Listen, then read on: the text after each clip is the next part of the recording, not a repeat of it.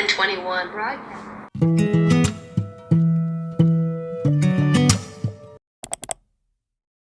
애청자 여러분 안녕하십니까?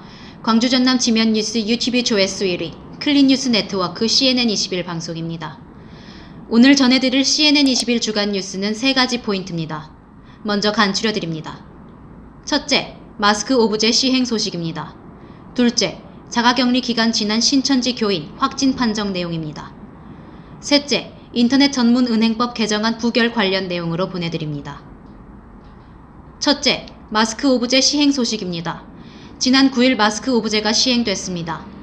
마스크 오브제는 정부가 3월 5일 내놓은 마스크 수급 안정화 대책에 포함된 내용입니다.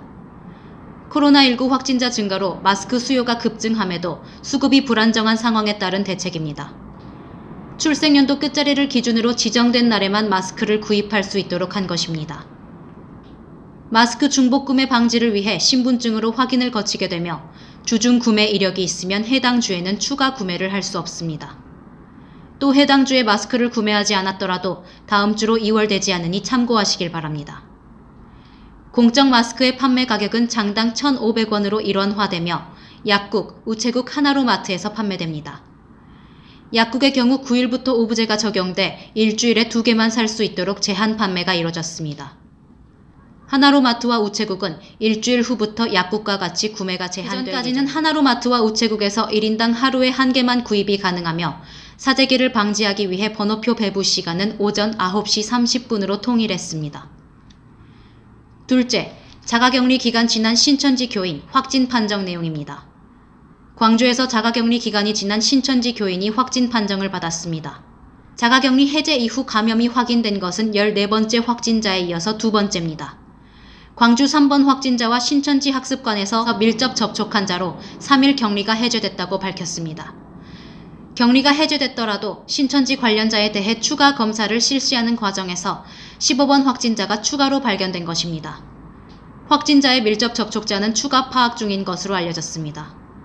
15번 확진자는 8일 빛고울 전남대병원으로 긴급 후송됐습니다.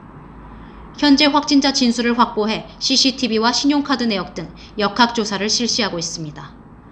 또한 환자의 자택을 방역하고 이동 동선과 접촉자를 파악 중인 것으로 알려졌습니다. 광주 15번 확진자는 식당과 마트 등 다중이용시설을 다녀간 것으로 드러나 지역사회의 불안감이 더욱 커지고 있습니다. 셋째, 인터넷 전문 은행법 개정안 부결 관련 내용으로 보내드립니다. 인터넷 전문 은행법 개정안이 결국 부결됐습니다. 이로 인해 사실상 개점 휴업 상태였던 인터넷 전문 은행 K뱅크의 영업 정상화 가능성에 빨간불이 켜졌습니다. 국회 법제사법위원회가 지난 4일 전체 회의를 열고 인터넷 전문 은행 특례법 개정안을 통과시켰지만 5일 본회의에서 개정안이 부결됐습니다. 이에 따라 인터넷 전문 은행 중 최초로 정리 순서를 밟는 것이 아니냐는 우려 섞인 관측도 나오고 있습니다. 지난 2017년 1호 인터넷 전문 은행으로 출범한 K뱅크는 슈퍼루키로 주목받았었는데요. 출범 초기엔 2주 만에 가입자 20만 명 돌파를 기록하며 순항을 예고하는 듯 했지만 곧 자본금 바닥이라는 현실에 추락했습니다. 인터넷 전문 은행 특례법 개정안은 인터넷 은행 대주주 한도 초과 지분 보유 승인 요건 중 공정거래법 위반 요건을 삭제하는 내용이 핵심입니다. 공정거래법 위반 전력이 있는 KT를 이번 개정안을 통해 K뱅크 대주주로 추진해 영업 재개를 이어갈 계획이었습니다. 그러나 본회의에서 개정안이 부결되면서 K뱅크의 회생 가능성은 한치 앞도 내다볼 수 없게 됐습니다.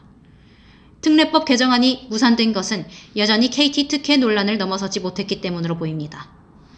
이로써 K뱅크의 혼란은 계속될 것으로 예측됩니다. 3월 11일 보내드린 주간 뉴스는 여기까지입니다. 저는 다음 주에 다시 오겠습니다. 지금까지 보도 제작의 김주석, 진행의 저는 아나운서 오수량이었습니다. 시청해주신 여러분 고맙습니다.